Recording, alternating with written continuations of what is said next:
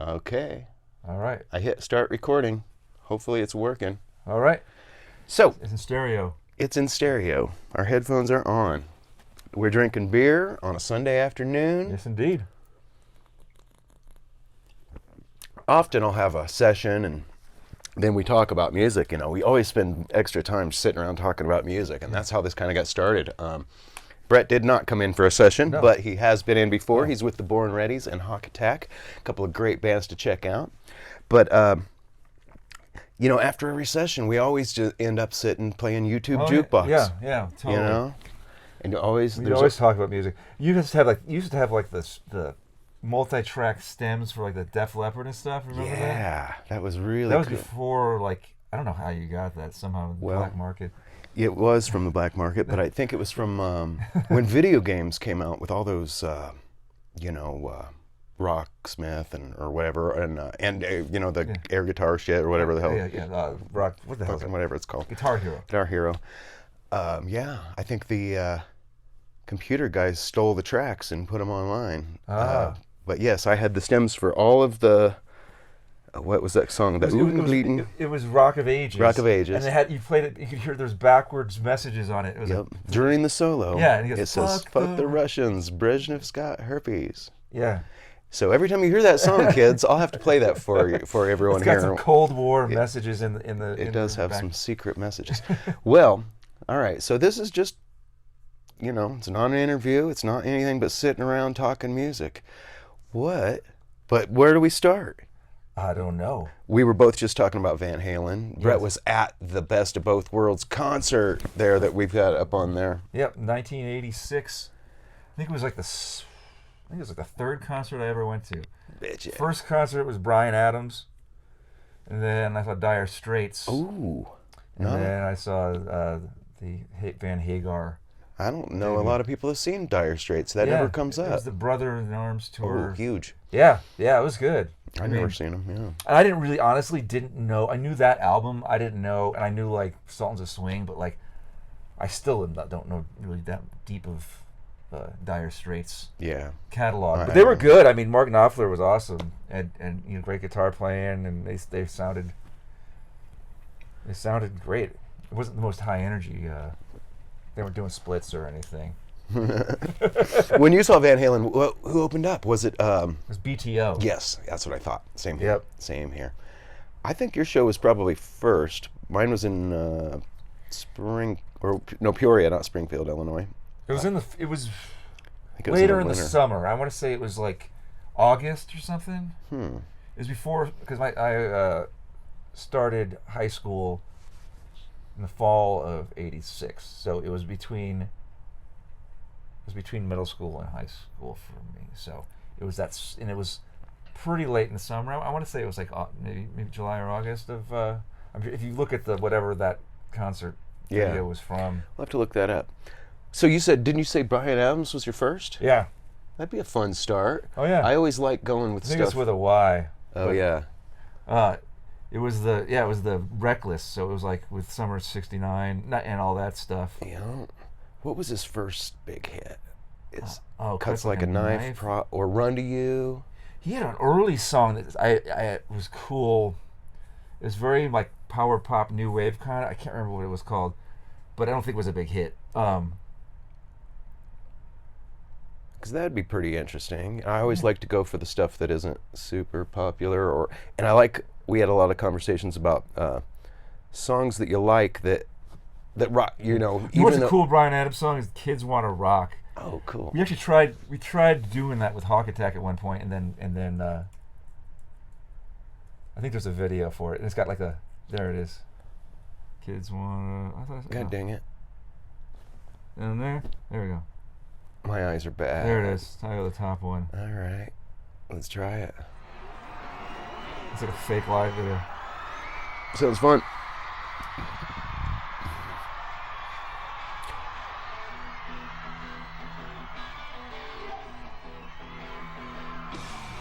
I remember I thought this was like super rockin'. It sounds like a Sammy Hagar song. It does.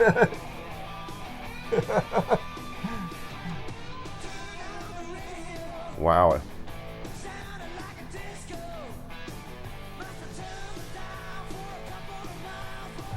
I wonder if this was a real concert or if they did it a few times. I think it's one of those. Like they probably did the song 50 times and then they just overdubbed the. I mean, this is obviously the studio recording on.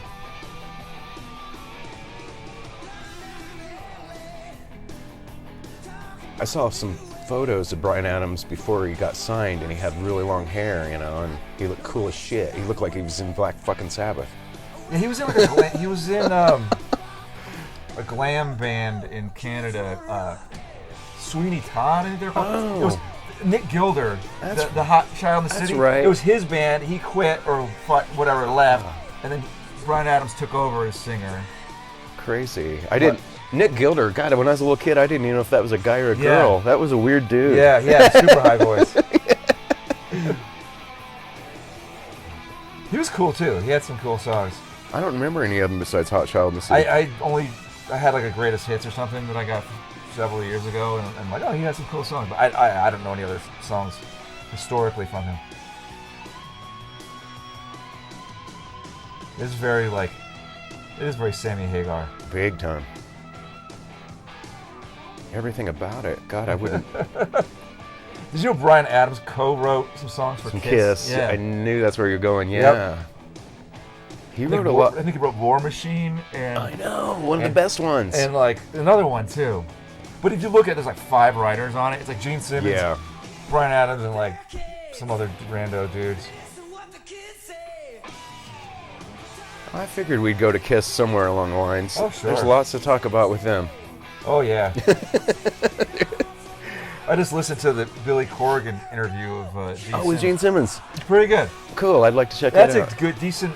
It's only 3 episodes. It's I don't know, we're advertising other podcasts. But I saw the part of the other one. There's Tom Morello, there's Gene Simmons, and Sharon Osbourne, and they're all interesting. I mean, he's a decent interviewer, and he kind of gets some questions out of them that maybe they didn't want to talk about, or he's pretty good. Cool. He's pretty good. I haven't listened to Smashing Pumpkins in forever. I loved the Gish album. Yeah. But I didn't care much for the big popular stuff. I liked them up through that. I liked even that Melancholy. That Melancholy album. There's some. It's like a lot of double albums. There's some a lot of filler on it, but there's some cool stuff on it. But then after that, it kind of got all electronic and stuff. I kind of lost interest. Yeah. I haven't heard any of his recent stuff. I don't know if it's. And then they got rid of Darcy, but she was just for looks anyway. I don't think she played on the albums. She must have played on the first one, right?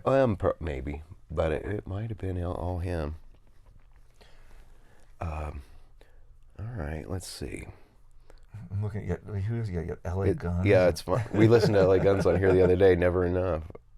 That's a good song. Yeah, it is good. They're coming back, I guess. Yeah, they came out with an album a couple years ago that I listened to. You know, when it came up on streaming, it was decent. It's pretty. It's like it was like it wasn't like.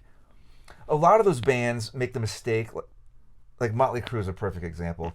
They try to sound like new metal. Yeah. Now they just detune and it's all like instead of like going, well, what made us an interesting and good band and like writing hooks? Like the LA Guns still sounded like old LA Guns. Yeah. And it's still the 2 main guys is Phil Lewis and Tracy Gunn. So it's not like, well, we just have like one dude left from the band and we're gonna try to be a new metal band now. I don't get why bands did that. I mean, I guess there was a period where to be relevant, you sort of had to. Right. But now it's like if you were like an 80s metal band, and Rat did that too. They kind of started all sounding new metal-y, and it's like, yuck. Nobody wants that. Nope. And then a lot of the other bands went the other way and went kind of grungy. Yeah, exactly. When they weren't, that was just not them at all. No. Kiss did that even. They did that Carnival of Souls. I've never heard that album. Oh, then let's do that. It's fun. I remember when that came out and it was just kind of like Kiss, because they had that Revenge album. They kind of got a little bit of cred with that, like it was more rockin'. And then that came out. The Carnival of Souls came out right about the same time as they got back together with Ace and Peter, right? So that's why they never. It sort of never really. Right. But it was their. Let's see. Carnival. Some of it is so bad. We'll start with the first song, whatever that is. Hate. Oh, they're doing the one-word titles as all the grunge. Jungle. Yeah. Rain. That was a very grungy thing to do. Yeah. Instead of the one-word song titles. Yeah. It's not bad. I mean, it sounds like a Soundgarden riff, but Yeah. it's not bad. Or like,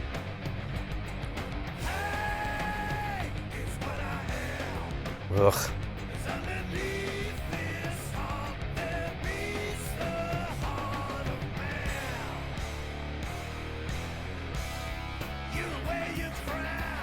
I mean, it's probably better than like Hot in the Shade or you know what I mean? Some of those weird, like late 80s where they just got really slick with Desmond Child songs and you know what I mean? Where they sort of stopped even. I agree. Yeah, let's just give us a little, because It's Rain. It's gonna be the same thing. I know. Ooh. This sounds like a King's X riff or something almost, or like a Alice in Chains. Definitely.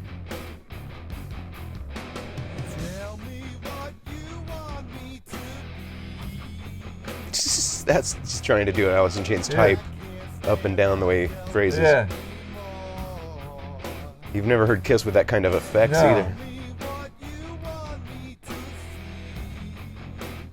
It's very kind of dry. Yeah, very. Yeah. I mean, there's like a little flanger or phaser in there, but it has some vocal effects, but the guitar. It's not echoey or at all. Actually, the guitar tone is actually. It's good. Is it Bruce Kulick on it? Yeah. Yeah, it's very. That is like. They're like, what is Alice in Chains doing? Yeah. What I remember reading a book. I think it was like their business manager, so somebody in their camp wrote a book about Kiss. And they talked about when they took off the makeup in the early 80s, they didn't really know what to do.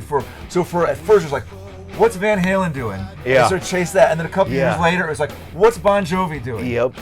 And like here they're going, well, what's Alice in Chains doing? That's like, exactly right. They stopped sort of creating their own thing, and they started being more chasing. They started chasing bands that they influenced. Yeah. Yeah, I know. I remember that too. I heard some discussion about that recently about the Van Halen thing and Bon Jovi. Both of those came up. Yeah. You can see that, like the Lick It Up kind of stuff is very much they're trying to kind of get in that Van Halen thing, and then later on, like with the Tears Are Falling and stuff, is definitely more, and like Crazy Nights is definitely kind of Bon Jovi. Yeah. And they had those writers too. Yeah, Desmond Child. That's the guy who wrote for Bon Jovi. And he wrote for he wrote it. Everybody. I bet he wrote for Bryan Adams. Yeah, I'm sure he did. I'm not a big fan of his songwriting, but right. It's just kind of generic. I know. I think he's just like Diane Warren. He's like a rock version of Diane Warren. But she wrote songs for Aerosmith. I was gonna just say Aerosmith got ruined. Yes. I think Desmond Child, I'm sure, wrote for it. Yeah. But I wonder if anybody helped him on this, or if this was all. This sounds like.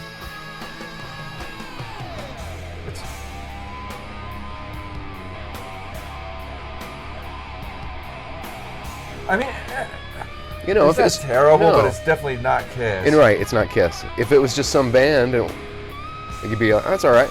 Yeah. I mean, that said, Psycho Circus wasn't very good either. No, it was awful. I had high expectations, and I'm like the Ace song is kind of cool. Yeah, Ace is only on it like a little bit. Yeah. And I don't think Peter played but at one song. No. When have you ever heard Kiss use a wah? Yeah.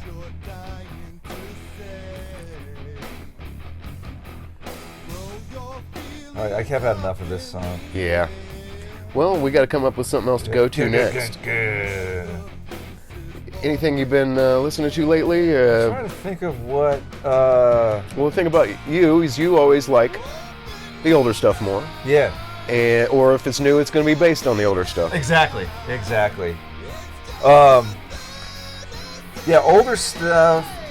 I go through kicks every once in a while. I'll be like, get into somebody and then move on and then go back. I've been listening to a lot of Tommy Boland stuff lately. Nice. He's awesome. He's become one of my favorite guitar players. Shit, yeah. What do you want to hear?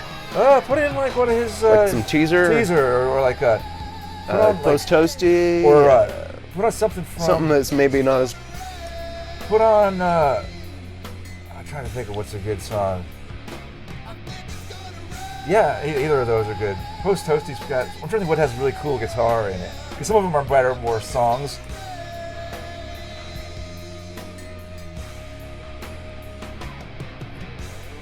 You don't ever hear this on the radio anymore, and it used to. Did you used to hear it on the radio? Well, growing up in Illinois, as a little kid, I heard it a lot.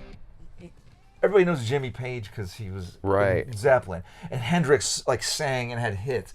Like Jeff Beck, even though he was like in the Yardbirds and stuff, most people, if you're not a guitar player, you don't really. He never had no hits. Yeah. So it's like when he was on, Bolan was on tour with Jeff Beck when he died. He was opening for Jeff Beck. Oh wow, didn't realize that. Wow. Yeah. Cool. But yeah, that was cool. There we go. That was a good 9 minutes. That was great to hear. Yeah. Gosh, I want to hear more of him, but we should go do something else. Yeah, we can always come back to it. What else should we come up with?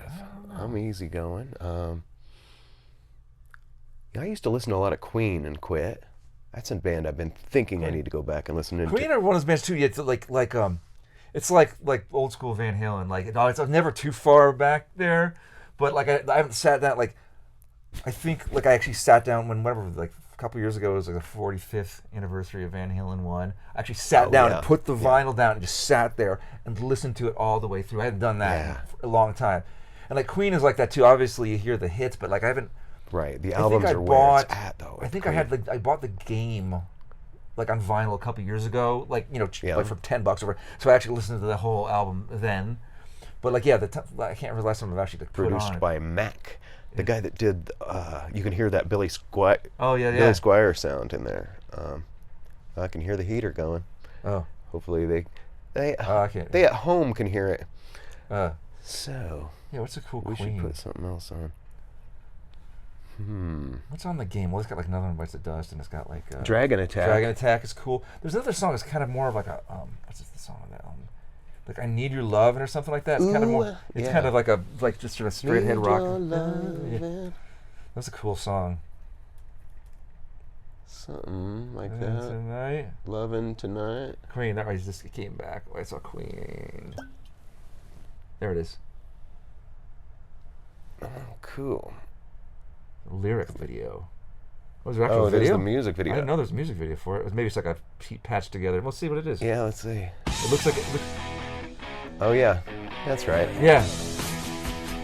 Yeah, it's more like a power pop type of. That's another thing I listen to a lot of, like old 70s. Yeah. Like Big Star, Badfinger, Raspberries, Cheap Trick. Oh, cool. I love that kind of shit. But this is. Yeah, I think this is just like a pieced together fan video. Yeah, just pieced together. Roger Taylor as the girl there, and I Want to Break Free. That was great. That didn't go over in the United States, but in Europe, they found it funny to dress like a girl. You know, it's all Benny Hill. It's all Yeah, I remember seeing the video and not thinking much of it. I'm like, oh, they're just being silly. Yeah, they're just being silly. But it kind of ruined them over here for a while. Well, also they kind of ran out of hits. Yeah. Like after the Game, did they really have anything like I guess they had like I Want It All and One Vision and that stuff. Right. Like, Fried Chicken. Oh, that's a cool song. It's a great song. I should put that on it's got the Iron Eagle. Remember that? You want to do that? Yeah. Love it. I was just trying to remember what this song was called. So Elvis-y. It is. Or something, you know. Or they're trying to kind of, it's sort of like that new, they're going for like that new wave, like yeah. What is it, One Vision? I was thinking that was a cool video. It had like the kid flying the plane with a Walkman. Extended. I'll just leave it going and then I'll edit it. Oh, okay. And we're back. Ooh, I got static. Watch you got a microphone still hooked on? Oh, I do. Thank you. I'm sure that happens all the time, huh? Yep. To me. I had to park out on the street because there's a church. Yep, the church is happening. Church is happening. This is rock and roll church. I'd love to turn this place into a church. My God. I mean, just think of it like, I know, I've always thought that if I had less scruples and more personality. Start like a freaking some kind of weird culty church. Fuck yeah. And like just break it in. Man, there's I just have to start the church. I've actually joked about doing the Church of Rock and Roll, where you just have a space and you come and you just do kind of this. You talk about rock, you read lyrics up at the podium. You maybe have a band, and you just talk about the power of rock and roll and how great it is, and then somehow get a tax write-off and collect money from everybody. I keep thinking it. I'll be your I'll take the collection plate around or whatever. I've been looking online a lot over the last couple of years at churches for sale. This will be part of the show. Yeah. Oh, yeah. There was one up in Park Hill. This was years ago. There was a little church up in Park Hill that was for sale. Like a cool, just one tiny block. Yeah. Like, probably, I mean, I don't know how many people you could fit in there. Maybe 50. It wasn't like a huge, just like an old school neighborhood church, but a cool building. I don't know what they were. There's one in this little town called Keokuk, Iowa right now. It's the oldest church in Keokuk. It's $130,000 for a huge church. All the pews, the stage, balcony, everything. What would you do with it? Would you keep it? Would you just keep it as a church, or would you? Well, yeah, I would turn into a recording studio, and there would be no work. Yeah.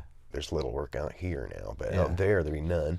But I'd live there, and it'd be my write-off, and I'd have rock and roll church, and there you go. Maybe bring in a little money. Yeah, that's a good idea. I like the idea of rock and roll church, where you just kind of make up your. I mean, there's less. I mean, there's that Church of Cannabis or whatever, which I don't. Yeah, I've tried that. I mean, it's still there. Oh, I don't know why. I've driven past it I'm just the other day. There's not just Mushroom Church now. No, it's like it's like Logan and I can't remember where it is. But yeah, you drive. It's all like crazy. And I don't know what that involves. I mean, people just go and smoke weed and just. I forgot to reload during. Do they? Yeah, I don't know what the Church of Cannabis is. During break. Is it regular church? Does they talk about Jesus-y stuff and then smoke weed? Or is it just talking about weed? I don't know. I don't know. I'd like to go in there and find check it out. Yeah, I'm sure it's probably low. I'm sure it's low key. It's not like, you know what I mean? You're not going to go in there. If you're like, man, this is bumming me out, you could probably just leave. They're not going to be like... right. No. They're not asking for IDs. They don't know who you are. No. Yeah. It's not going to be like any kind of crazy Bible thumping thing. I don't think. Oh, I just thought of something. Oh, yeah. Because for some reason, Billy Squier came up. Oh, yeah. And, because Mac, the producer. So... the video. Let's look at the video that destroyed his career. Yeah, you know what? I call bullshit on that destroyed his career, because I remember that video. I don't recall anybody having any kind of they're like, oh, it's just a Billy Squier video. And he had hits after that. Did he? Yeah, Don't Say You Love Me. No, was that? That was a few years later. Yeah. I remember seeing the debut of this on Friday Night Videos or something. But I think maybe I don't know. I think he's called bullshit on it. He's like my career. His career was still going strong. I think people like to. It's one of those things people like to say. Overstate the importance of it. It is a cheesy video, and it probably didn't help him. But I don't think it destroyed his career. Because everybody was doing this shit. That's the thing. Quite bad. But I remember noticeably thinking it was pretty. Yeah. Oh man, what are you doing trying to make him into a sex symbol? Yeah, and he's got his the flash dance. Yeah. Yeah. He stands there and dances. That's so. It is bad. He's got such a great voice, though. Yeah. It's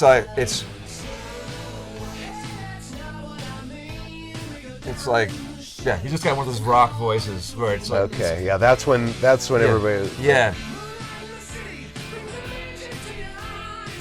Yeah, it's a bad video, don't get me wrong, but I think it's not like as soon as this video came out, people stopped buying his records. I think it just kind of... If anything, he was just kind of running out of ideas. If he let the record company tell him to do this, he probably let them tell them to do other things that were... It is kind of a weird, why there's no band or anything. Yeah, he's just dancing around. He's got a put on costume. a pink... I like his costume change. Well, there's got a guitar at least in his room. And satin sheets. Yeah, lots of satin. This is actually what I do at home every night. Oh, man. Yeah. I should. I got a space over there to dance. I start humping the walls and flipping my arms around. It's like he's in the world outside is all shitty. Yeah. Which is funny too. You know, there's some choreographer telling me, okay, now go up there, and then you go around the pole. Okay, now do the fingers. And then part of it's Billy being dumb, and other people are like, don't want to tell him not to be. Right, exactly. There's a little bit of both. Yeah. I think, again, he's listening to the wrong people here. That's really what it boils down to. Blue and pink pastels. Yeah, they should at least put a girl on the bed so that we... Yeah, like who's he singing to? He's singing, like he's singing to himself, rocking. And he's like a... What's that thing on the ceiling? It's like a converted warehouse or something, I guess it's supposed to be. If he was a girl, he could get away with this. Right. Yeah, if this was Madonna, that would be... dancing around. Yeah. I like the song. Mm-hmm. Like the song's not out of line. It's in line with everything else he was doing at the time. It's just... That's a good bridge. He's exhausted from all that dancing around. He's got to rest, and then he's going to get up and rock some more. He shaved his armpits too, it looks like. Oh, he's got a guitar now. Nice. There we go.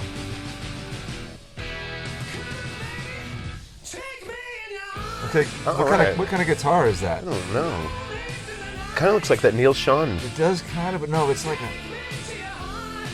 What is that? It's like a telly knockoff, but it's got that, it's rounded over. Yeah, he's got a knockoff of some sort too, or it may be a Fender, but it's not like a classic. No, it's like a...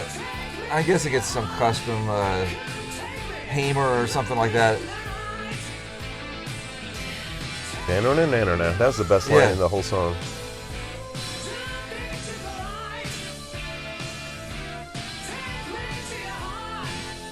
The whole band looks goofy. You guys got the fedora and the... Yeah. Oh. Doofuses.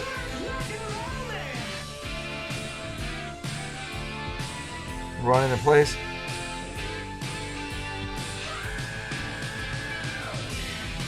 Oops. We're so fun, just doesn't matter. They're having so much fun.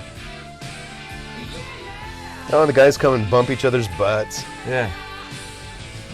Oh. Is that Earl Slick? Cool. I don't know.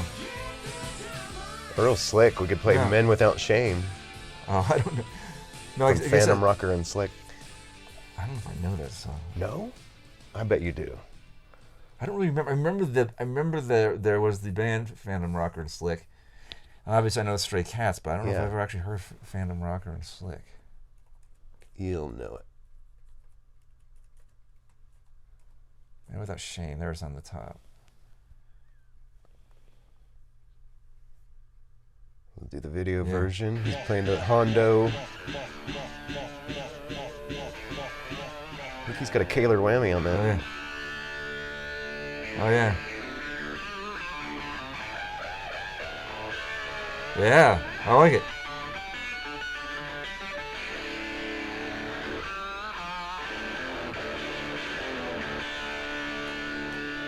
So that's the guy from Stray Cats. Yeah, on the bass.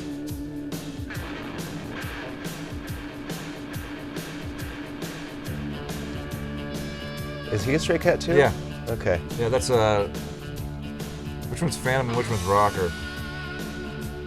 Phantom is Slim Jim Phantom is the drummer. the drummer, and then something Rocker is the bass player, and then Slick is replacing Setzer. Gotcha. Yeah. This goes like less rockabilly. I mean, still got a little bit of that, but it's more. And he's not playing. He's playing Dan Electro instead of the. You normally play the upright with. And Phantom's playing a full kit too. Normally, I think the Straight Cats you just play like a snare. Maybe he had a cocktail thing. I forget. Also, he's singing. Yeah, he doesn't sound like he looks. No. I don't think I know this song. It's cool though. It is. Yeah, I don't think I know this. Maybe, I mean, it's vaguely familiar. It might be the Hondo version of that guitar. That the Dan Electro Longhorn. Yeah, Longhorn. Is this like what, 86, something like that? Be a good guess. Oh.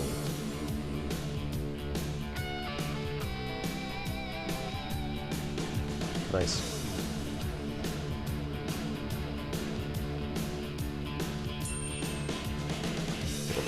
They got that gated snare, or is that what that's called? That 80s snare sound. Yeah.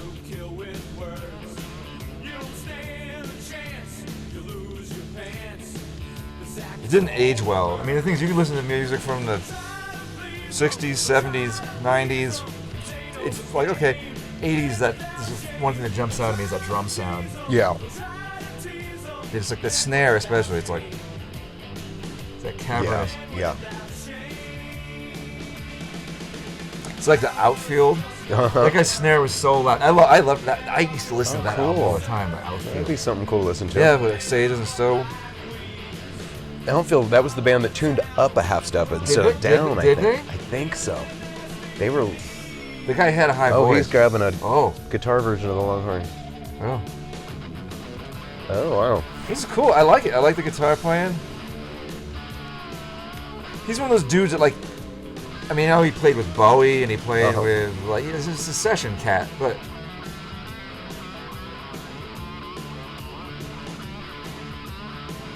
That is cool. He's got the Longhorn guitar going. They must have had an endorsement. I got them both with a Kaler on it. Yeah. Kalers are cool. I mean, at the time, everybody wanted the Floyd because you could do that. But Kalers work great. They work great, and if you're just doing more of the Fender style bends, and you're not going. Yeah. I never use a trem anymore. It's just this is not part. I just kind of over the years I don't develop the whatever style I play in. Like if I have one, I'll grab it on occasion, but like.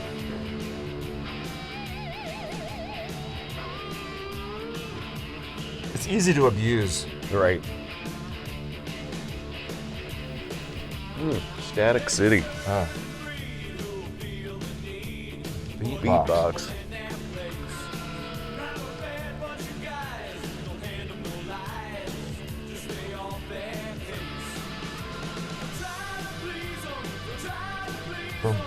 It's basically just like a blues boogie song, but it's cool.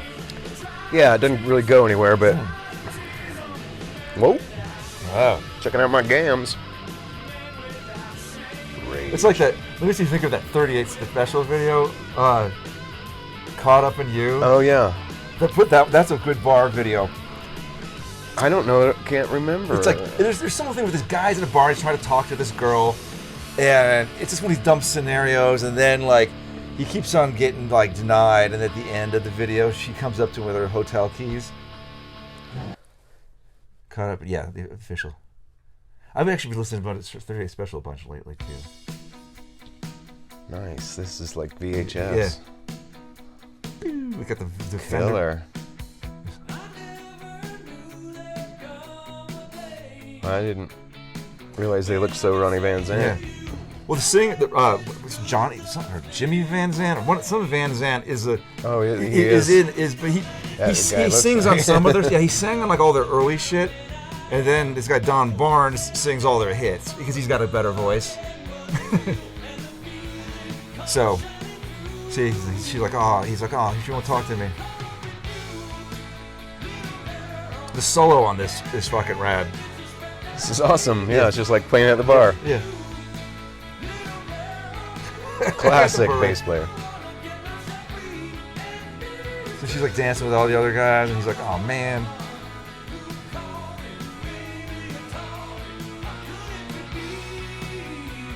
Production on this was really good. Yeah. I don't understand why they have two drummers. No. Like. Doobie Brothers too, weird. I mean, Doobie Brothers at least have some kind of. If there was percussion stuff. I mean, this is just straight ahead for. Yeah. For rock and roll. It's not like No, you don't know. It's not like Adam and the Ants. or like Mickey Hart playing like world rhythms and shit in the background. It's, Right. It's like this bar is crazy though. They got a bowl. Yeah. They got Maybe it's Gillies. yeah. She's kind of hot. She's She is, the best girl in the bar. You might as well. You might as well. And These guys are still sweating. They're still arm wrestling. I like it. It's got the little lyrics. What's he playing? Is that an old Gibson or is that one of those? I think it's a custom Explorer of some kind. He's what's the guy's name? Jeff Carlisi. His solo, like his outro solo on this, is same thing with Hold On Loosely. It's just he plays everything. Every note is perfect. Like it's just like the way it's just like it's. So it's an old He's Gibson. well constructed solos. Nice. Yeah, I think it's just some custom. She's like, oh man. I got a pool stick, man. And that guy's just drinking beer. Covered in tattoos way back then. That was crazy. Yeah, check this solo. Check this out. It's so perfect.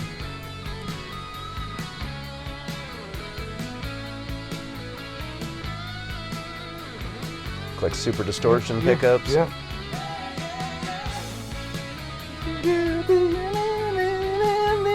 It's just like It's got the Ronald McDonald outfit. he does. Nice. And I think that was probably doubled live, or I mean in the studio. Yeah. Whoops. Oh man, he had too many Budweisers.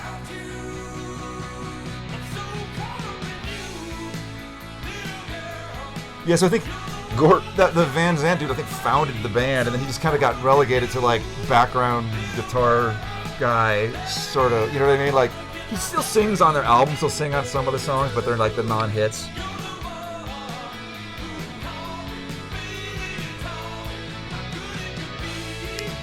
They're just gonna hold hands all night. Now they're gonna kiss. Yeah. And he's gonna kiss the ram. So here she comes. Hey, baby. Oh, she got the keys. You'd be a little hotter if you didn't cut your bangs, but I'll do. There we go. That was bitchin'. That's super good production. I'm gonna reach over here and grab something to put in my pipe and smoke it. All right, put that in your pipe and smoke it. Whoops. The totally professional. Yep. This is a high production value. Oh, I could have just probably grabbed it from over here, but Stepping over all these wires. Maybe what were we doing? I should show behind the scenes. I've got a pile of microphone cables and shit.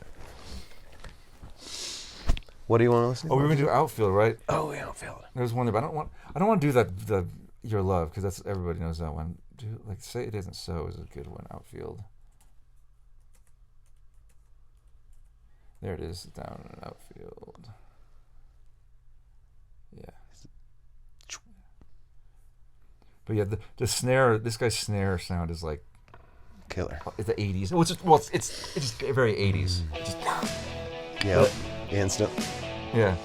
This is all that chorus on the guitar too. Yeah. I bet it was those Galen Kruger amps of the time. Oh, yeah, I was yeah. thinking about that. Yeah. Rush used those for a bit, or at least endorsed them. I love talking just weird 80s gear. Yeah, I know. I would love one of those amps. What's it called? The ML250 or something? Is that the GL. I just remember. Galen Kruger. Matt reminded me of this, that there was a ad in Guitar Magazine with Duff McKagan. He's like, I blew all my advance money on Galen Kruger, so fuck off. And it was like, I mean, I had it like, some asterisks out, but that's what it said. And you're just like, okay, you can spend your advance money on whatever you want, But it was just like they were trying to be badass and show that they were. Yep. That's great. I spent my advance money on a Gillian Kruger, so fuck off. The outfield kind of looked like the Fix, didn't they? Yeah. I was just kind of thinking. They're sort of similar. I guess the Fix were more sort of funky. Maybe they were. I don't remember what the Fix looked like, I guess. What was there? Is there anything else we were talking about going to? What else? There's another. We did Kiss. We did. Geez, there's so many. I can't even think. It's like, you know what I mean? There's so much rock. I've only done 3 episodes. This is 4. All right. And well, I can always come back and do more rock. No, we'll keep going a little bit longer. No, what I'm saying, even yeah, go we will. We'll keep going. But and we'll do another. I was gonna look at my. I was gonna say 2 of those 3 episodes had songs cut because of copyright. Oh yeah, I don't know how that works with this. These might be. I don't either. You run it through, and then it tells you, hey, you can't put this out. Oh, because I imagine all these songs are copyrighted. Every one of them is copywritten, but they give. But I'll put a warning thing saying we're just. Yeah. Whatever, and then they all say copyright infringement after every song. But then it'll say, like, Deep Purple says, you know, this will be taken down. Oh, so the artist has to then go and... Yeah, I don't get it for sure, but they all said copyright infringement every time, except for, then there was a special warning on Deep Purple and one other song, I can't remember what the other one was. So Deep Purple specifically are going to come out and take it down?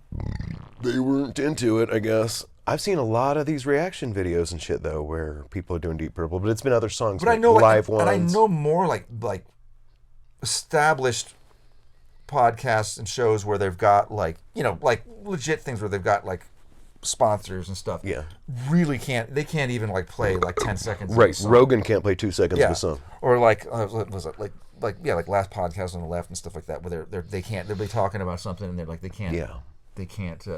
Or like yeah.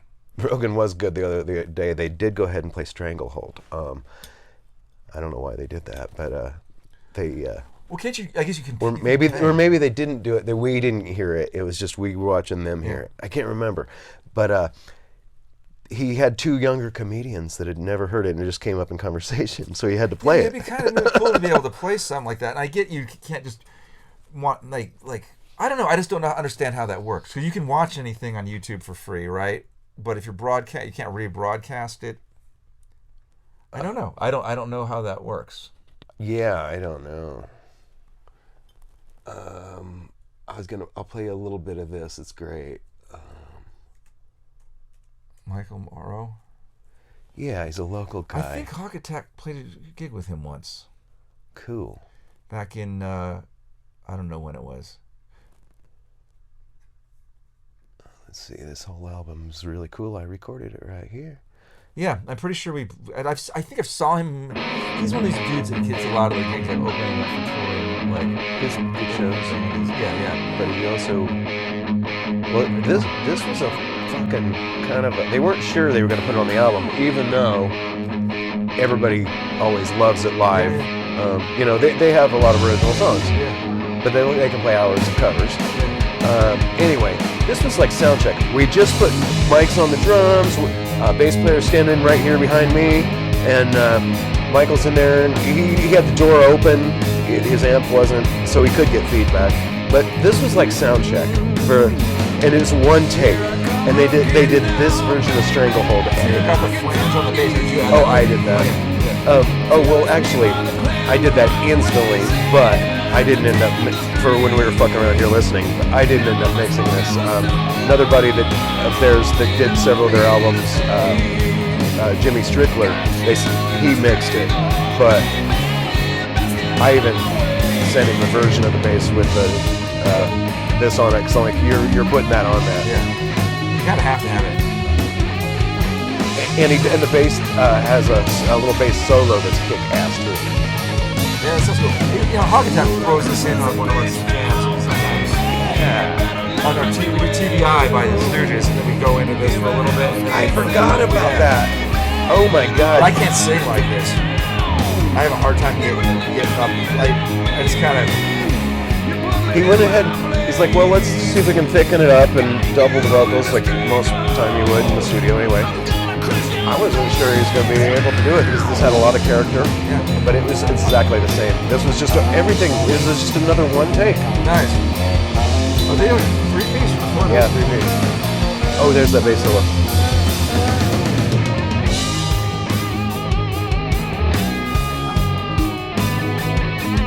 Oh wow.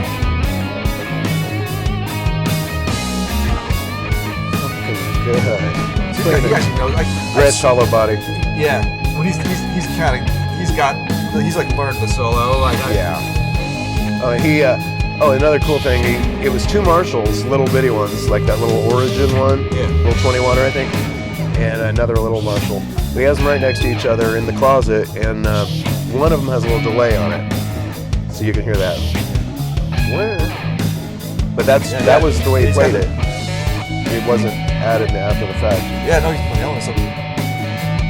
Nugent is such an awesome guitar player. People just like to hate on him or whatever, or like concentrate on his stupid shit he says or whatever. Right. But like, he's awesome guitar player. Oh, I know. Even like if Double Live Gonzo, and like, I don't care what he says, that album fucking rocks. So good, so good. It's like so many. This guitar playing on that is like, it's amazing. That's an album I want to listen to again all the way through, front to back. Even though it's not like it was performed that way. I'd still like to listen to it. Heard it that way. Yeah. It's been years since I heard it that way. I think that had a bunch of fixing on it too. All those 70s live albums had a lot of tinkering. Like our Kiss Alive basically is just the drums from a live performance, and everything else was done in the studio or something Maybe. like that. It might have ended up just the audience. Yeah. Not even the drums in some songs. I think they got some of the audience from like Woodstock or something from like other whoever, Eddie Kramer or whoever got it from some other live recording added it in from somebody else used, or maybe it was Peter Frampton used Kiss's live.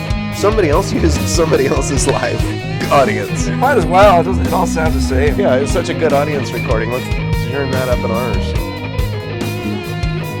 But I mean, yeah, Kiss Alive though, it is, for the most part, the versions on that are better than the ones on the studio albums. You know, they're a little faster, a little more energy. Yeah. There's balls here. Like the versions like on their first 3 albums I like those albums a lot too, but the recordings are a little lackluster. I like the way Michael played this good and slow and kept it cool instead of speeding it up like live bands do. Yeah, I forgot you guys had some great covers. TVI was a good one. Yeah, we did that. We did a bunch of learned some Ramones. I tried to think of course AC/DC. Let There Be Rock. That was really good. And then with the Born Readies, you guys did T-Rex right off the bat. They were doing T-Rex right away. Yeah, we're doing that. We don't have any other covers really that we're working on. We should. I'd like to add some more in just because it's fun to throw them in.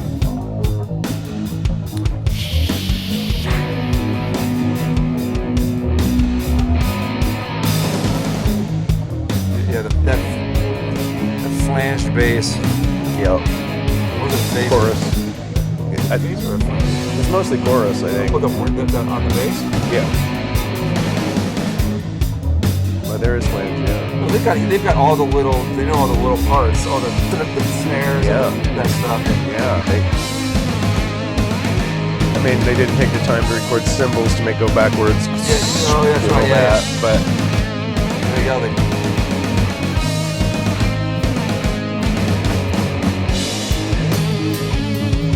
They went to Europe like 3 times. The bass player is from Europe.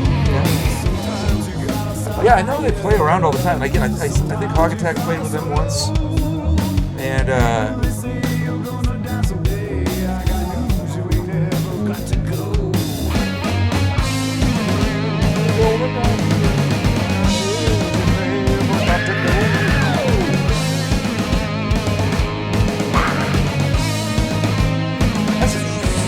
I saw recently Derek St. Holmes is doing something. Yeah, Derek St. Holmes has been touring with April Wine. At least I just saw an advertisement for that show up on my Facebook for playing like some casino or something somewhere. Is he in April Wine? No. Because then the main dude for April Wine he died, Miles. Yeah. Oh man, I loved April Wine. I just kind of know like their hits, or like. Right. I know, like Rocker and Roller. I mean, Roller, and I'm a Rocker. I like to rock. I like to rock. I'm trying to think. I like to rock. Just Between You and Me was huge. I didn't like that as much. I like their 3 guitar. I like to rock as cool. Yeah. Yeah, this is pretty rad. Yeah, especially for it's 8 minutes and 36 seconds, and it was we don't have, no one we're gonna record this. They just did this good of a performance at soundcheck. Were the vocals live too? No, he redid them, but we did scratch vocals.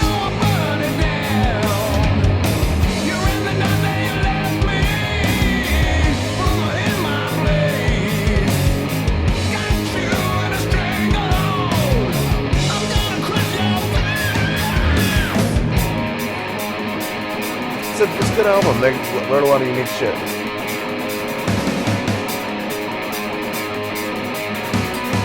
But that one happens to have 1,100 plays. Oh yeah. 1,600 for Amazing Grace.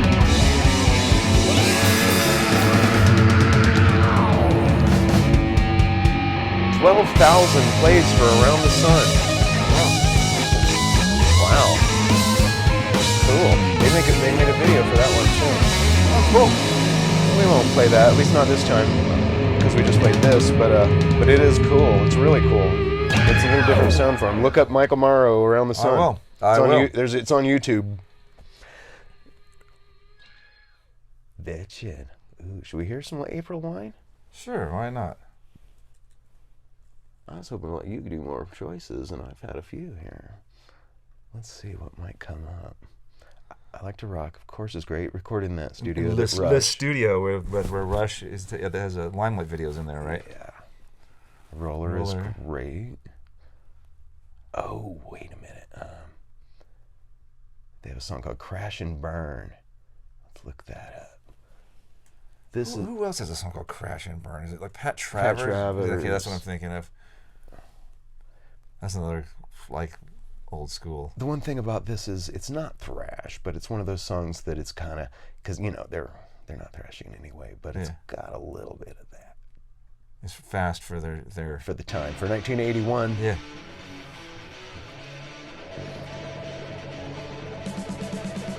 Oh, this was a cool show in Europe. They put this out on video. I watched the whole thing. Can't remember. They played with like Raven or something on this. Oh. Great solo.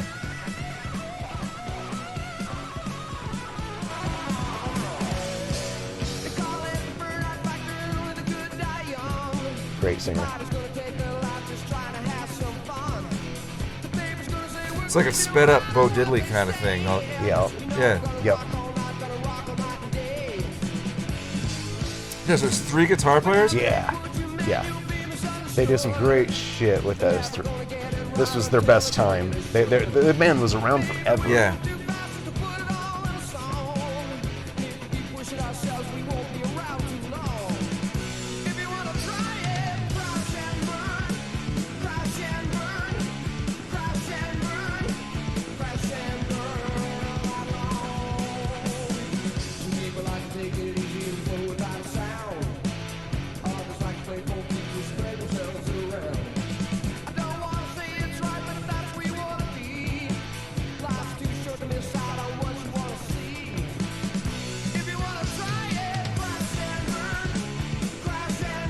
It's definitely a drive your car fast kind of song.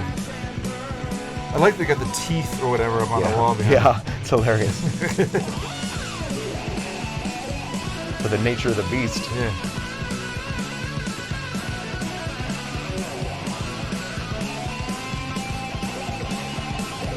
I saw these guys one time. He was playing something ridiculous, like an old 59 Les Paul. Yeah. It was one of the best things you'd ever heard.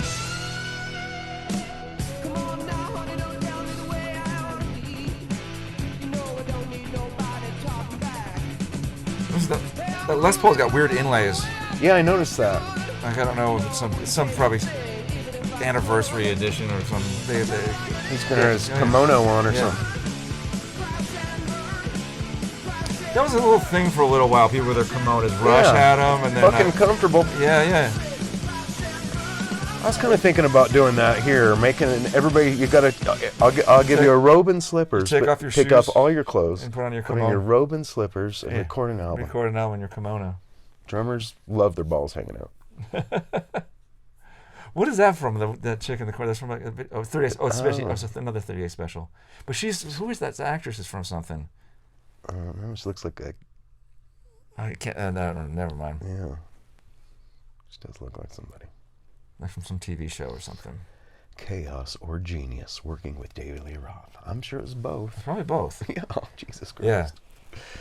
He's one of those guys, brilliant guy, but really weird. Like, oh yeah. And like interviews are just, you never know what, if he's, it's like, is he making shit up? And like, and stuff is constructed so it's got punchlines and stuff in it. I know. And it's like I'd be interested in like, yeah, it's just weird. Like he's just kind of always putting on an act, you know, and yeah, brilliant guy, but I can't imagine working with him. Probably is can be difficult. I read the book on.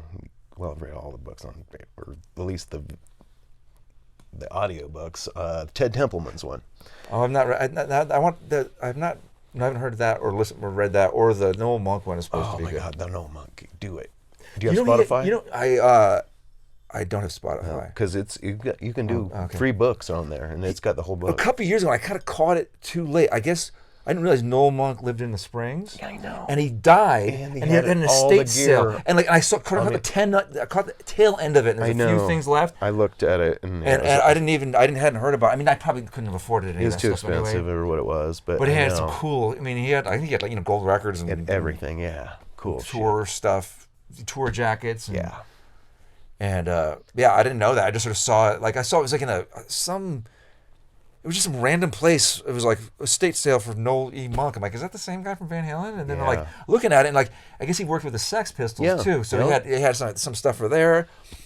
And that's how he got the job. He was good with rebellious people. Oh, is that so what it was? Like, yeah, and that's how the book starts. He dealt with those guys, so like you can deal with. Well, at least Van Halen were making money. You know what I mean? Like, so it probably was. Right, like with the Sex Pistols, I think that was probably just dealing with that. If you could deal with that, because they weren't. Right. He had to deal with a lot of shit. They were getting into fights. They broke up on stage, and they weren't making any fucking money. Well, nobody knew Van Halen was gonna make any money. They didn't expect it. But once they did, I'm sure he was. Yeah. It's a great book. My God, I cried probably 6 times. Jesus Christ, Tears of Joy, just because it's so. You remember the time and all that, and you hear the story told from them. And cool. I'll have to check that out. But yeah, I read it and then I listened to the audiobook. Just do the audiobook. It's easy. Does he do it, or is it? Somebody else did it, but it was good. I haven't read the Alex Van Halen book yet either. It was disappointing as hell because all it is. Is this about childhood stuff? No. Well, it's got some of that, and that's the better parts. Oh. He never gets very. He's there. He's there more than anybody. Yeah. But he's so lost in his fucking head because he's an alcoholic idiot and he can't remember yesterday. Yeah. That I don't think he told any stories that we hadn't heard before.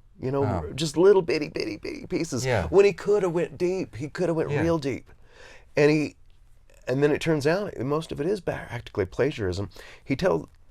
From what it appears to me, he told the author of the book small stories. All of them, stupid stories, M&Ms, whatever, all the same stories. Yeah, the M&Ms and all, yeah. And then he told such simple stories about it that the author had to find more information in other books. He quoted the Running with the Devil and another Van Halen Rising, I think it was, constantly. Huh. And it's like, I've heard all this before, Alex. Yeah, you'd think it'd be something interesting insight into it, but it was really, really phoned in. Also, most biographies, the childhood stuff, I really don't care about, unless it's really, because usually it's not that interesting. I remember the Keith Richards book. The childhood stuff was like, who cares? He was in England. I was just doing English shit as a kid. You know what I mean? It was just like, it wasn't interesting to me. You know what I mean? Like, it was just like, okay, let's get to where you learned guitar and then you met Mick Jagger. And we'll take it from... The Halford book. I didn't know you need to know that you and other kids whacked each other off in the library. Well, at least that's somewhat pertinent. It is. That was the first experience. And it's amusing. It's weird. It's interesting. Yeah. A lot of them actually, are just. Did you read that book? No, I haven't. No. It was good. No. It was good. But a lot of times it's just like I don't know. I don't really care about the childhood of rock stars. I mean, right. Alex Van Halen, they came over like 4 and 6 or whatever and playing piano on the boat to make tit money, and that made them popular, and they got to sit with the captain of the boat and all that stuff. That's cool. See, I didn't know that. Yeah, so that was really cool. They didn't know English when they got here. Yeah.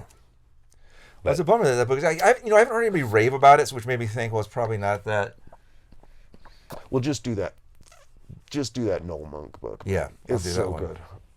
Oh yeah, I'll do that one. Playing strip clubs and learning the craft and playing the parties. It's all about that. Well, not so much that, but because that was more the right after. I forget which one. I've read a few Van Halen books. I can't remember which ones they're called. I read Dave's book, Crazy from the Heat. I think I've read that one. I've got the hardback of that. I think it's called. I think the one I've read most recently. I think it's called Everybody Wants Some. Yeah, it's pretty decent. What else? But like I don't again like I don't. But I don't really care about rehashing of Hagar stuff. Like I just wanted. I don't know up through 84. Right. I don't really care. I like Sammy Hagar a lot, but we were talking about like if I had to hang out in a room and drink beer with somebody, I'd much rather drink beer with Sammy Hagar than Dave Lee Roth. Oh, he's going to be easier to get along with, Yeah, you can hang out with him and have a normal conversation. Dave... I think I'd still choose Dave. Maybe I would. Maybe I would just see what happens. Well, it would be challenging. It would, yeah.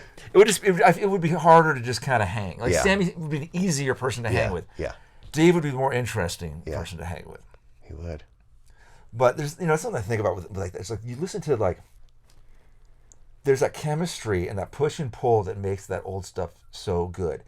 Like the whole like crazy showman with like mixed with a virtuosic guitar player, and they're kind of have both. The push and pull and that friction is what makes it good. With Hagar, it's just like we can sing any note, so it's just Eddie just writes pop songs, and like I don't know, and not that there's still some good guitar playing on that stuff. Yeah. But God, Sammy's lyrics are so bad, and I suck at writing lyrics. I admit it, but like he just like sucker in a 3-piece and call the spank line and like it's like come on, dude, like you got these great riffs. Come up with something at least be a little like Roth is like obtuse. You don't really know what he's singing about half the time. It sounds cool, exactly, and it's got some like poetry to it, and it's just weird and like. Even when it's on the nose, it's cool sounding. Oh, this is back where I've totally forgot where I started coming from. I started talking about Ted Templeman's book and Dave Lee Roth. And when he got that band together, the super fucking band with Billy Sheehan and Steve Vai, they a lot of those songs were live or whatever, and they were just attack on Van Halen, just. But one story comes to mind, Ladies' Night in Buffalo. He talked about how. He, made him practice to death on it, and then he said he was leaving, and because he felt like they didn't play as good when he was there. Oh, Templeman. Yeah. And but actually, Steve Vai had it was already done, and but Vai got crazy on the guitars and had like 8 overdubs and all this shit all the way through, and it was just getting all blurred up from guitar. So he's like, well, let's rehearse for the live. That was something to do with that. But he hit record on that. And Ladies' Night in Buffalo is a live take, vocals and all. Oh, wow. Everything. And Dave was in a little closet there, but everybody could see each other. And let's listen to that. Yeah, that's cool. Yeah. I love that album, that Eat 'Em to Smile. It's a... Oops. I can't see. Yeah, that's a great album. I saw Dave's doing some like festival or something next summer. I'm like, hopefully it'd be cool if he got those guys. That'd be awesome. They were supposed to do a reunion, then it got shut down by the fire marshals. Yeah, it's crazy to think, That's amazing. That's one take live. I mean, it's tight. I mean, again, those guys are fucking pros. So Greg Bichonette is like session ace. Guy, So I'm sure he's just like human click track basically, and then but can groove. He's like a jazz guy too. Like he played with like, so that's why he's got that groove to it. I think they got him just because of like the original David Lee Roth EP, the California Girls. Oh, is he on that? I think so. I forget who played on it. It wasn't like I think Eddie Martinez played guitar on that. I remember because he's the same guy who played on like the Run DMC and stuff. Yeah. Red Rock Box, and he played on a bunch. He was like sort of a session dude again in the '80s. He played on like quite a few hits. What else should we play? I don't know. It's funny. AC/DC would have been one of our favorite bands, I'm sure, a long time ago. Oh yeah. Are they doing a new album? Or no, just a new I tour? think they are doing at least a tour. I don't know. I don't think that's one of those things. I've never seen them, No. and they're one of my favorite bands, and for whatever reason, I've never seen them. But I feel like that's like Malcolm's gone. Yeah. I kind of comes out. Is Phil Rudd playing with them? No. See, I'm not interested. I guess I don't think he's coming to America, for some reason. Phil Rudd is this key. Yeah. He's the secret sauce of that band. Yeah. I mean, Angus, obviously, Angus. Well, he's not. Yeah. Angus is the main He's ingredient. the iconic. Yeah. And then whoever there's either Bryan Bot or Bryan, but Phil Rudd is like he's what makes AC/DC just that's why they rock. And like you hear the albums that like whatever Simon Wright or whatever played on, they're not as good. Yeah, no. Is Duff playing on bass? I heard Duff might have been playing on bass, or the guy from Jane's Addiction. So Cliff Williams isn't playing with them? Cliff Williams, I heard, retired. Oh, So it's like, fuck. so it's just Angus and Bryan show. And they got the cousin. Oh yeah, Stevie. He's been with them for a while. Yeah. And he's from what I've heard, he nails it. Right. I mean, still, I don't know. But he's not Malcolm. Yeah. No, he's not Malcolm. But yeah. And he plays Malcolm's rig, right? I'm pretty sure. Probably. I think he plays his guitars. I imagine. And shit. You have to. But yeah, I don't know. I mean, things at those big shows too. It's like $500 or something to go see a fucking concert. It's like, Yeah. It's just I don't know. It's not worth it to me. Like, if you could $500 and then you time machine me back to 1979 with Bon Scott, then yeah. But $500 for Yeah. yeah. Have you heard? Whoops! I keep hitting that cable. Have you heard Amyl and the Sniffers? Mm-hmm. Cool. I saw them a few years ago at the Ogden. Nice. I Yeah. didn't know they'd been here yet. Yeah. Yeah, she's fun. She's wild. They're coming next Great. month. I saw that. Yeah, the opening band for them is Sheer Mag, who Born Ready's opened up for them a couple years ago at the Larimer Lounge. They're cool. Oh, cool. They got this big gal as a lead singer, and she's got a cool voice. It almost sounds like put some Sheer Mag in. They're like she's kind of some of it sounds almost like Michael Jackson or something like that, but like I don't know what's a good song. Let's see. I'll go down and I'm trying to think what is a good song. Fan Flames. I don't know if I know. Just pick one. I guess pick one. There's of an them. official video. Yeah. This song's more of a mellow song, I think. This isn't one of their. They rock more than this on some of them, but they're good. Maybe it'll kick in. Yeah. Yeah, this is more of a kind of a slow groove.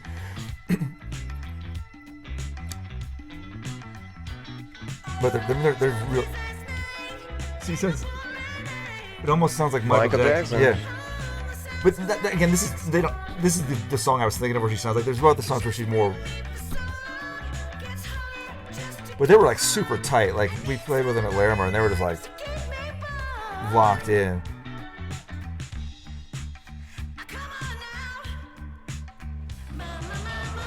And she's up there, and she had like a fan blowing on her, and her hair is like going crazy. And she's just sitting there, just like an opposing front person. It's cool. Yeah, I think they're opening for Amyl and the Sniffers at the Mission or whatever. Killer. Yeah.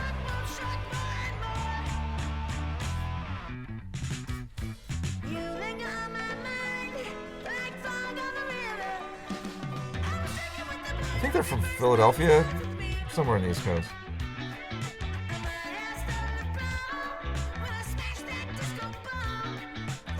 Cool. I haven't heard it. It's looking great. Yeah. But yeah, it sounds like Jackson 5 era Michael Jackson, her voice. Sometimes it's not all the time, but They put just a little distortion on her voice. It's cool.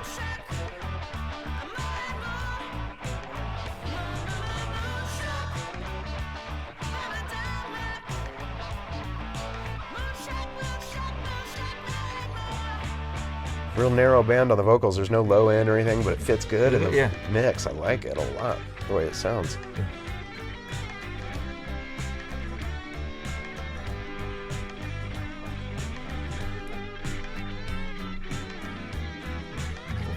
Some Queen-ish harmonies there. Yeah, big time.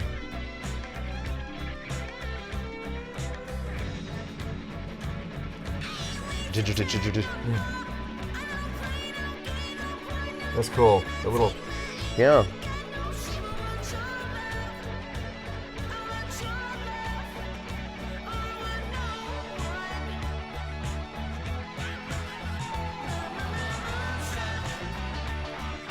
It's one of those shows like we were like well rehearsed and we played well. Like Yeah, we were right. like fuck yeah, we kicked ass, and then they came on and they were just like that notch above. We're like, God damn it! Like they're like there's that professional thing where, I mean, I think a lot of that comes with touring and stuff too, where you're just playing every night and I love seeing that. Yeah, no, they're good. Saw that band Luna Soul, that local band. Yeah, they've gone through quite a few different changes and stuff, right? Because they've had two chicks, right, at one time.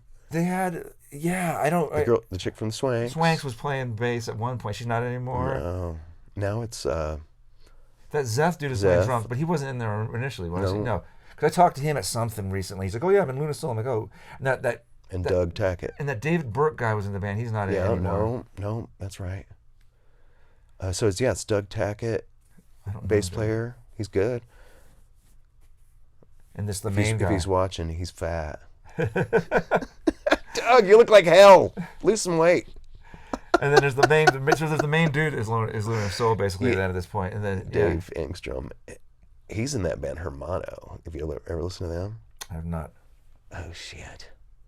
I love this band. Isn't it somebody from Caius? Yes, Caius is singer. Oh, something Garcia? What's his name? John Garcia. So this guy plays guitar in that? And he's in Luna Soul, and he's an effortless player. He's really fun to watch. He's good. I saw them play once years ago, and I thought they were good, but I didn't know. Let's try this one. I think I remember liking this one more than most. That Caius. Yeah. Dave's just rambunctious on the guitar. He's so good at sustained notes. The Caius dudes are from California, though, right? Yeah. So Palm Springs Desert kind of. So is this dude? Yeah, I don't know how. Here, or they just goes back. I don't know how. Dave from Luna Soul and Hermano was in that band 60 Watt Shaman or whatever from, and I think they're an East Coast band. Huh. So maybe. So I think he came over on the Mayflower. Yeah. Yeah. Got a lot of good attitude. Yeah. I always liked his voice. I remember reading some review of Caius years ago, and they're like, these guys are good, but their singer sucks. I'm like, what? Singer's great, yeah. This is back in the 90s, you know, they were like... Well, that first album sucked, Dog Dick, though. One, I don't know if I've except for heard Big Bike was good. I don't know if I've ever heard that. I've heard the one called Wretch. I don't know, I've heard the Sky Valley. And that's great. That's great. Yeah, that's good. Welcome Sky Valley and... Blood Red Sun or something like that, or something. Yeah, that's what's it fucking called? But yeah, that's her. Thinking of the same thing. It was cool. You don't really listen to much stoner rock. Like, just kind of after a while, the fuzz riffs kind of. I mean, like I love Fu Manchu. Yep. Fu Manchu I like because they usually pick up the tempo a little bit more. They're not as some of those like the more stoner, the more doomy stuff. Yeah. I kind of zone out on. It's just like Sleep. I know you like you like those. I don't like Sleep. Oh, you don't? No, I don't really like that super. It's just so most slow of it. And just like I get if you're like super baked and sometimes Electric Wizard and stuff I do like because it's so intense. And I also get to like I was screwing around in the rehearsal room the other day. I had like dropped D tune, stepped on a fuzz pedal, and just playing those chords loud. It's like the most fun thing ever. So I can see like playing it, that kind of stuff would be fun. Yeah. But like, it's all about the tone. Yeah. Yeah, as a list, just like But as a listener, I don't know. I like more. This is pretty good though. I like this. Yeah. This is not too slow. Like I like cool riffs, but generally I like more melody and more. This is that. That's classic Dave. That's just what he does all over the place. Yeah. So does he still do Hermano then too? Yeah, I guess so. I think they got a new album coming out.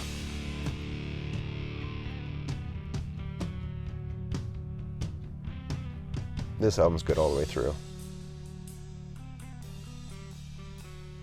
They've had a couple others that are okay. Yeah.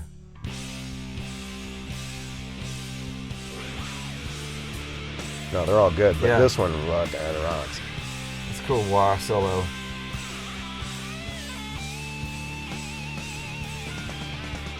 It's got to be a JCM 800 and a Marshall. I mean, and a Les Paul. Yeah.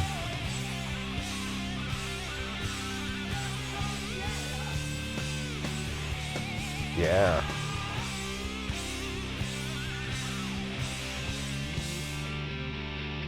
It's pretty rad. Yeah, and that's got that super fuzz kind of boom, boom. The way it attack is just buzzing your face. Yeah. Sounds like a super fuzz. Yeah, that's like the more like we were listening to Bolin earlier, and it was like the fuzz turned down, where you're not getting that clipping or that But that one is just hit you with full volume right on the note. Yeah. Yeah, this outro is cool.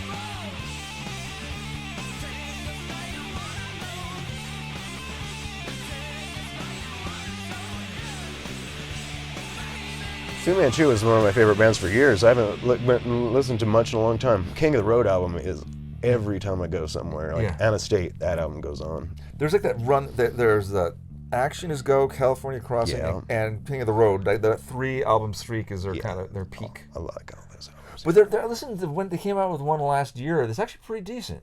Yeah, I listened to it. They kind of got for a while there. I kind of lost interest, and then the last one I thought, or last two, they did go back to what it was a little more groovy, less sludge or less whatever. I liked it a lot, but not enough to remember the name or anything about it. No, I can picture the album cover, but it had some great fuzzy riffs. I do remember. It was good. It was, and it went, like you're saying, back to what you like about them more. Yeah. Yeah, California Crossing I thought was going to get popular, but they almost, Yeah. It just isn't. Like, to get big, I don't know. You never know with, like, I've never figured out what makes bands go huge. No, it's...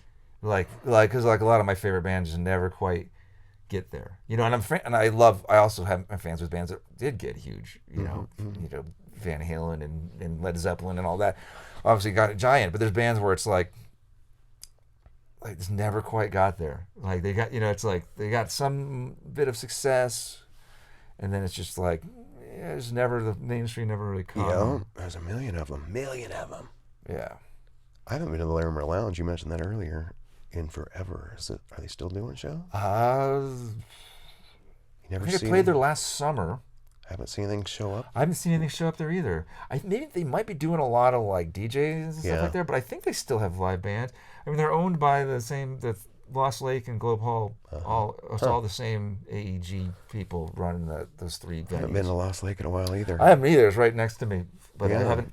There just hasn't been anything that looks good, and shows are just everything gets so expensive now. Not to sound like an old man, but it's like going out to a show. It's like, you probably spend $100 between the ticket and a couple. You get 2 beers or 3 beers and a ticket. It's like band. I went down to Club 404 down on Broadway. $10 to get in, and 3 old fashions was like $48 on top of that. That place is cool. We played there at the end of January. It's the first time I've been in there. I like it. It's great. And any new music venues, especially ones that aren't like AEG type of things, I'm excited. Like, because the AEG thing, they just do the stupid ticket pre-sale shit, which is just like, stop. Yeah.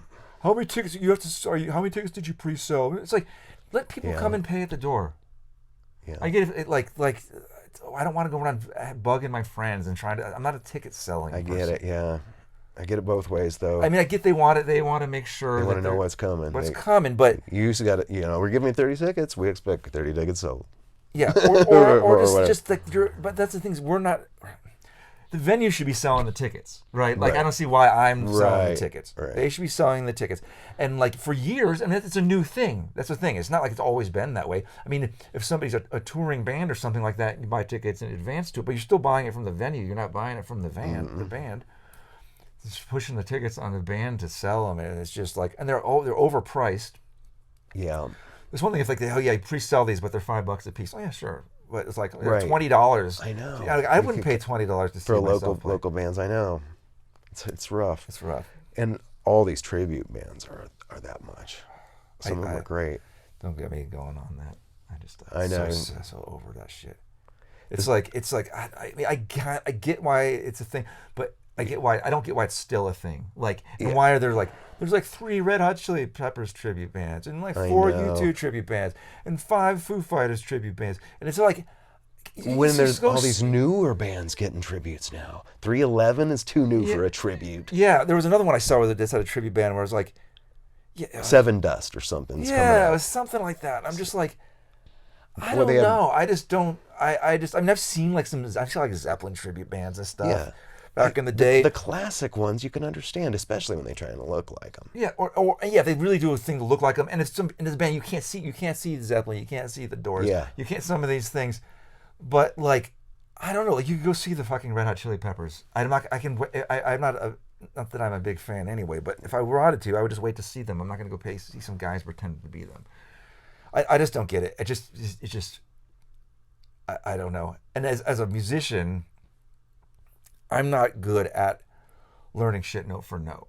Right. Like I can learn riffs. I played in cover bands, but I'd always just kind of wing the solo, kind of play some parts of it. Well, that's part of the fun, yeah. Yeah, and I just can't imagine sitting there going, okay, well, so I'm going to be in a whatever Sammy Hagar tribute band, and I got to learn everything exactly, and just I don't know. I just don't. I'm just over it, and it's just frustrating as somebody who tries to create original music. Where it's just like nobody gives a shit. Yeah, I know exactly. And it's like, I go to a lot of these shows and with the tribute bands because I got a lot of friends who go and stuff. I'm friends with a lot of them, and they do pack the places, and sometimes they make $2,000 a night. They do. While these local bands are struggling to make 80, and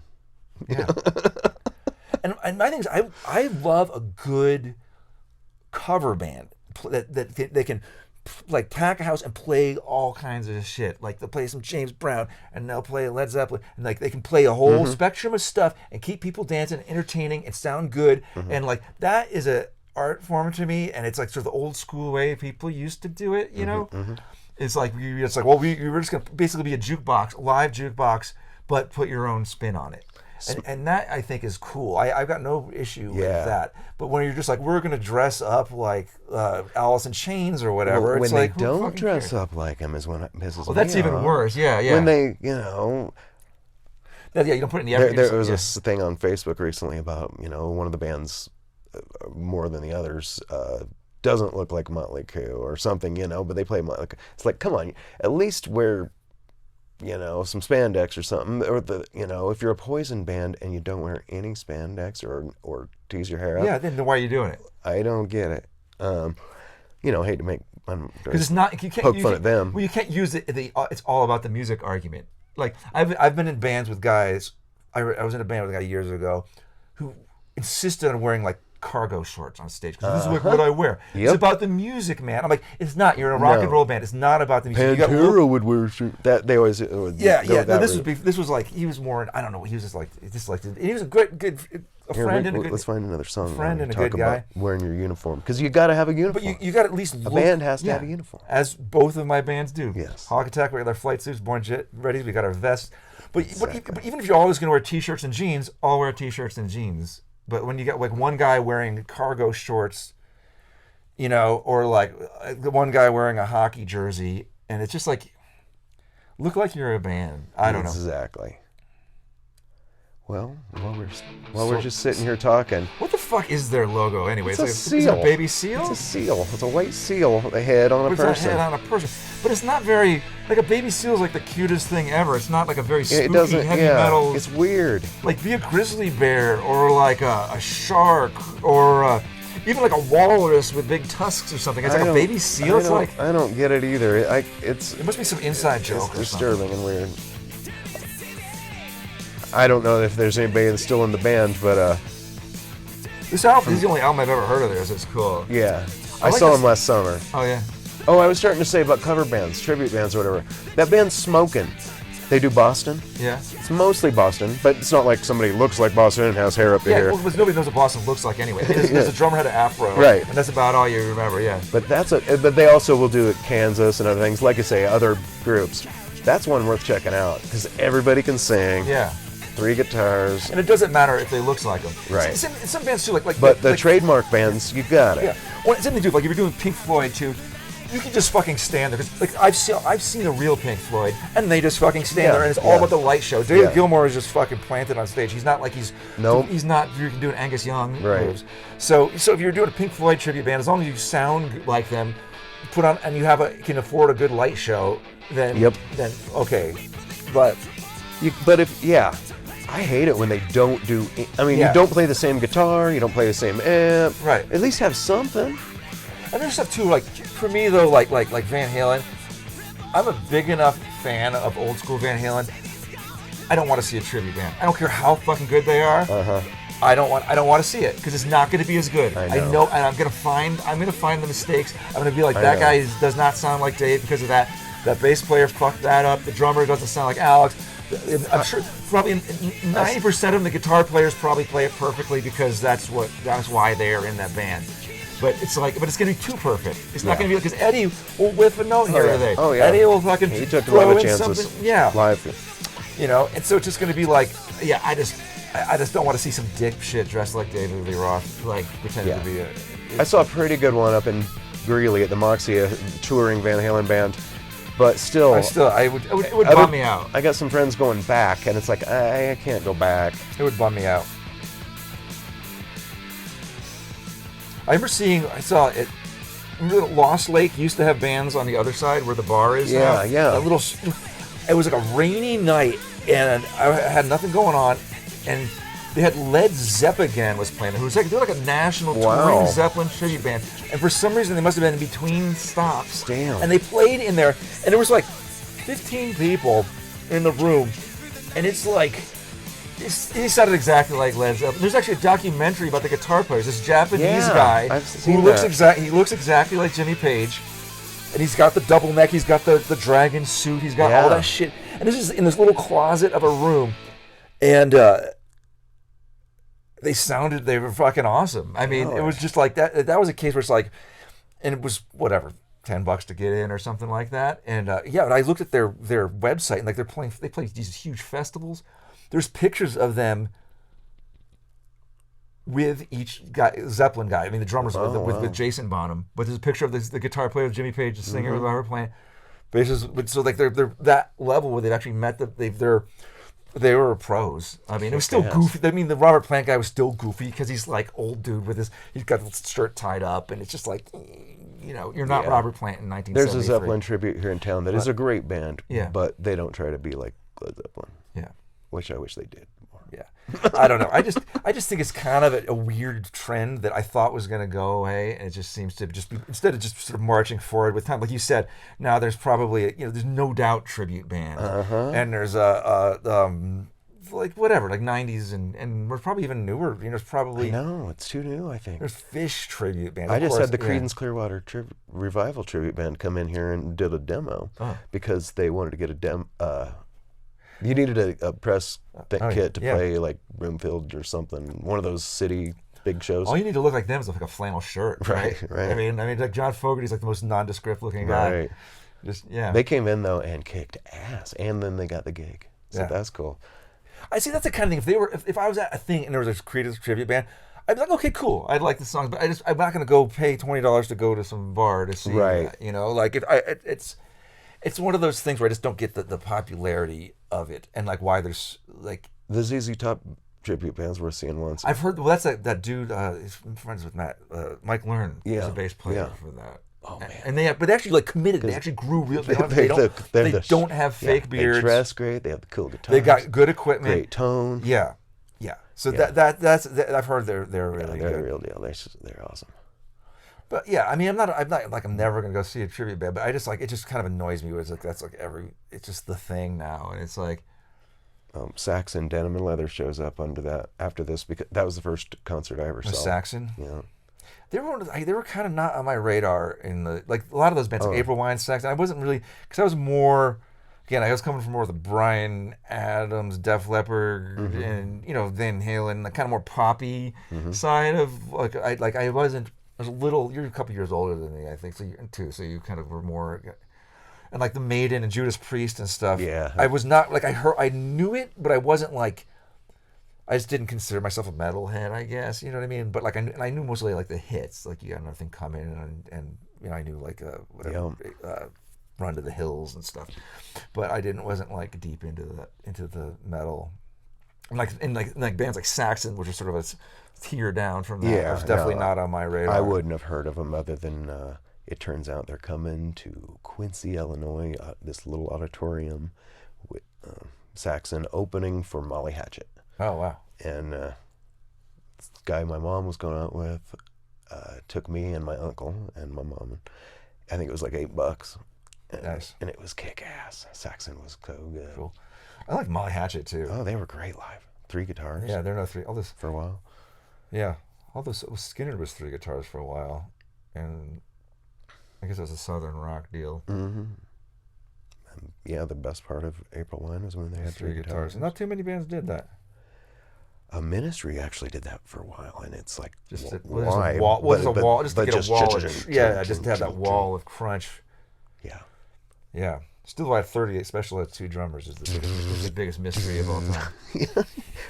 Yeah, I know. It's like again, they're not like most bands have 2 drummers. It's like the Allman Brothers. They got because the one guy does like the bongos and stuff, right? And the more kind of and then like the Grateful Dead. Yeah, one guy's doing like the world music stuff. Yeah. And or you're doing like really some prog bands or whatever. But like I'm trying to think what other ones do it, but there's been a few. Yeah, been a few bands with 2 drummers. 38 Special does not make. It doesn't make any sense. There's no reason. It's like one of the guys must have owned like the rehearsal space or something, and they're like, yeah, you can stay in the band, Yep.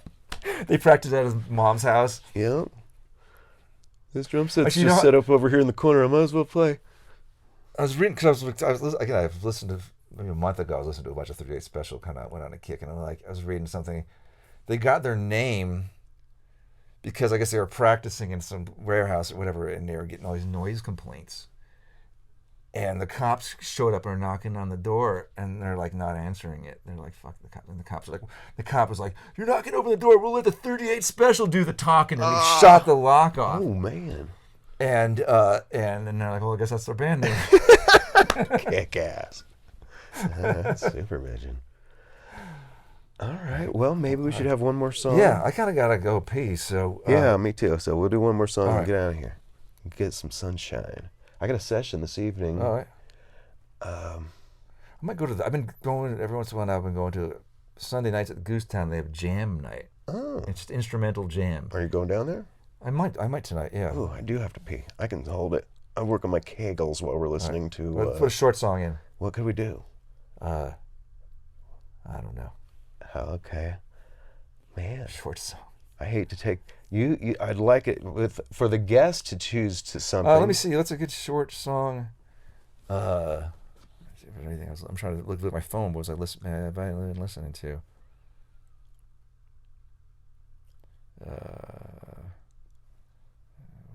Jeff Beck listens a lot of like just noodly guitar shit. I don't fucking know, man. What's that early Carlos Santana? That was the Super Shops song. It was the drag race and car parts store back in the 80s, and they had a song. Down, down, down, down. Oh, I don't even. Is it early Santana? Yeah.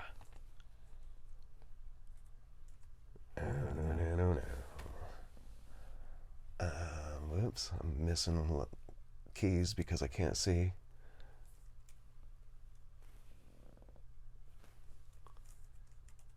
John Santana.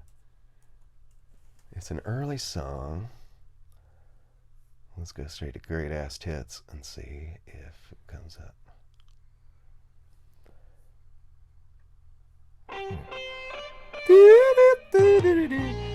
This is not going to be a short song. I can't see that.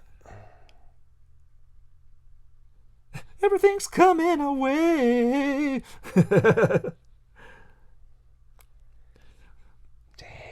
What's it called? No, it's not even on this. Is it Open Invitation? No, it's not That, even on you know this. that that's not, that's like that was like his attempt at like arena rock.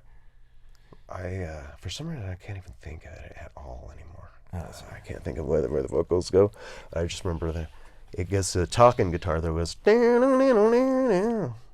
they do the guitar and the vocal at the same time. Oh. And it was the Super Shop song. Oh, I don't know. Well, shit. Why don't we just call it? 'Cause I gotta pee. All right. I can't think of any songs. All right. And then we'll do another rockin' song. We'll do this another day. Yeah, it's fun. It's just too easy to sit around and listen to music. Yeah, I could do it. If I had pee bottles here, we could just sit in the. I know, because our peckers are out of view. Yeah. The trucker Up your bottles. Just sit there all afternoon.